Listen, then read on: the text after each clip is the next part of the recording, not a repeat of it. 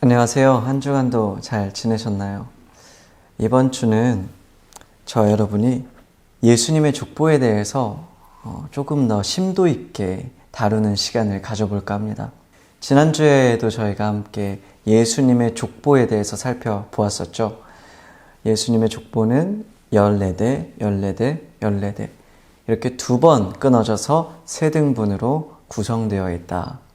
그런데 그 끊어가는 부분들이 아브라함에서 시작해서 다윗에게서 끊어지고, 다윗에서 시작해서 바벨론에서 끊어지고, 바벨론에서 시작해서 예수님에게로 끊어진다고 저희가 함께 살펴보았습니다. 그리고 그 안에는 아주 중요한 의미가 발견된다고 이야기했었죠. 아브라함은 족장시대의 시작이었다. 그리고 다윗은 그 족장시대를 끝마치고 왕의 시대를 시작한 인물이었다. 바벨론은 그 다윗의 왕의 시대를 끝마치고 이스라엘의 포로 시대를 시작한 국가였다. 예수님은 이제 그 바벨론으로부터 시작되었던 포로 시대를 마무리 지으시고 이제는 우리에게 회복의 시대를 열어주신, 하나님의 그 새 시대를 열어주신 그분이 바로 예수님이시다. 그래서 우리는 그 회복의 시대, 새 시대 가운데 살아가는 우리 모두는 복된 사람들이다 이야기했었습니다. 오늘은 그 족보를 조금 더 심도 있게, 조금 더 세밀하게 살펴보려고 하는데요. 우리가 예수님의 족보를 살펴보면 우리가 눈여겨보게 되는 부분이 있습니다. 바로 이 족보 가운데에 여성들이 중간중간에 갑작스럽게 등장한다는 것입니다. 우리가 예수님의 족보를 보면 아브라함에서 시작해서 예수님에게로 가는 그 과정 속에서 굉장히 보편적으로 남성들의 이름이 등장하고 있는 것을 보게 되는데요. 그러다가 중간중간 어느 한 부분에서는 여성의 이름들이 등장하기 시작합니다. 3절, 5절, 그리고 6절, 16절에서 예수님의 족보 가운데에 여성들이 등장합니다. 그래서 저는 오늘 한 가지 질문을 시작으로 해서 성경 공부를 나아가 보고자 합니다. 도대체 왜 예수님의 족보 가운데에 이 여성들이 묘사되고 있는 것일까요? 오늘 본문 말씀에서 등장하는 예수님의 족보 가운데 나타나는 여성들에게는 그들의 삶을 돌아볼 때에 뭔가 특징이 있습니다. 먼저 다말을 살펴보겠습니다. 다말은 유다 지파의 시초라고 말할 수가 있겠죠. 그렇다면 다말은 어떤 상황 속에서 유다의 자손들을 낳게 됐을까요? 유다와 다말의 관계는 사실 며느리와 시아버지와의 관계입니다. 그런데요, 다말은 유다의 아들들이었던 그들에게서 자손을 낳지 못하고 또한 유다의 아들들은 자손을 남기지 못한 채 생을 마감하게 됩니다. 이런 상황 속에서 다말은 자손을 이어가야 했기 때문에 기생으로 자신을 꾸미고 유다가 사창가에 찾아왔을 때에 그곳에서 유다와 자손을 이어갑니다.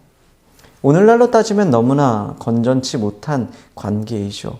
근친혼이고, 또한 유다는 다말을 만난 장소가 깨끗하고 건전한 곳이 아니라 기생들이 있었던 곳이다.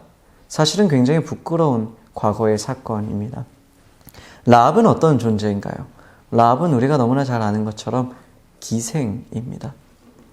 그리고 그 아래로 내려가 보겠습니다. 이제 룻이 등장하지요. 룻은 어떤 존재인가요? 이스라엘 사람들에게 거룩하다 여겨지지 아니하는 이방 여인, 모압 여인입니다. 마지막으로 등장하는 여성은 밧세바죠. 그런데요, 마태는 밧세바라고 명칭하지 아니하고 우리아의 아내라고 말합니다. 이것은 어떻게 보면 다윗이 간음한 사건에 대해서 굉장히 부각시키고 있다는 것을 우리로 하여금 느끼게 합니다. 다윗의 아내 밧세바가 아니라 다윗이 우리아라 하는 자에게서 빼앗은 여인 밧세바. 그래서 우리아의 아내라고 말하고 있는 것입니다. 이처럼 예수님의 족보 가운데 등장하는 여성들은요, 그렇게 인간적인 시선으로 바라보았을 때에 좋게 다가오지 않고요, 이스라엘에게 무언가 아름다운 추억으로 남아있는 대상들은 아닙니다. 그렇다면 왜 이러고 있는 것일까요? 예수님께서 태어난 그 상황을 보게 되면 예수님께서는 성령으로 잉태되어 마리아에게 의하여 이 땅 가운데에 인간의 몸으로 태어나게 됩니다. 그런데 우리가 오늘날 만약에 성령으로 잉태된 한 여성이 아이를 낳는 것을 우리가 목격했다고 생각해 보겠습니다.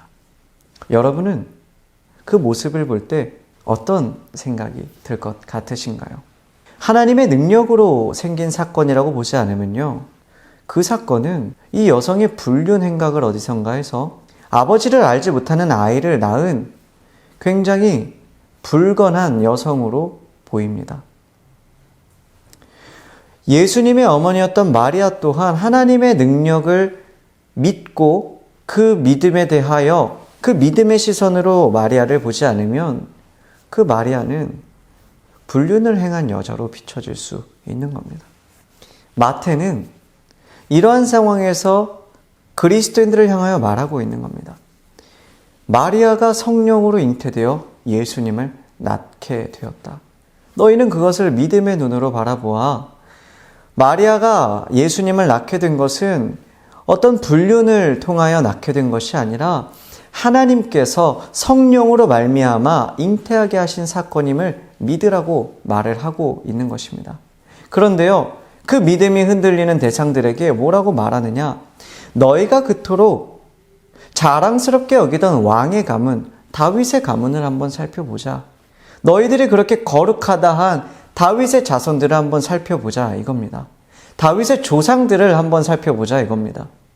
그러면 어떤 조상들이 나오느냐? 유다 지파는 시작부터 근친혼을 했고, 그 밑에는 기생이 있었고, 그 밑에는 이방 여인이 혼합하여 혼합 민족을 이룬 그 자손이 바로 다윗의 자손이다 이겁니다. 그리고 그러다가 다윗은 어떤 일까지 행하느냐? 자신의 그 음욕 때문에 살인을 행하여 남의 아내를 뺏어오는 일까지 했다는 겁니다. 그런데 그런 너희가 하나님의 백성으로 살아갈 수 있다라는 것은 무엇을 입증하느냐라는 거죠. 바로 하나님이 함께 하실 때에, 하나님의 능력이 너희를 붙들었을 때에 그렇게 죄 많은 자손, 그 죄 많은 가문 가운데에 너희가 제사장 나라로 살아갈 수 있지 않았느냐. 그렇다면 그 하나님의 능력이 마리아에게 임했을 때 성령으로 말미암아 잉태되어 예수님이 낳게 된 것이 왜 믿지 못할 사건이냐 질문하는 것입니다. 사랑하는 성도 여러분, 오늘 성경 공부를 통하여 우리가 믿음의 눈을 갖기를 원합니다.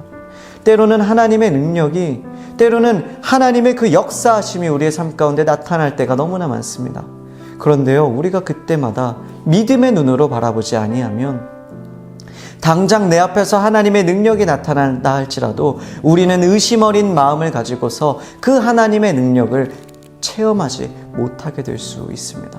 그러나 우리가 항상 믿음의 눈을 가지고서 하나님의 능력이 오늘도 불가능한 일을 가능케 한다 하시며 나의 삶을 붙드시고 도우신다 믿으며 살아갈 때에 우리가 그 믿음의 눈으로 세상을 바라본다면 지난날 발견하지 못했던 하나님의 능력들을 우리가 발견하고 체험하며 살아가게 될 것입니다.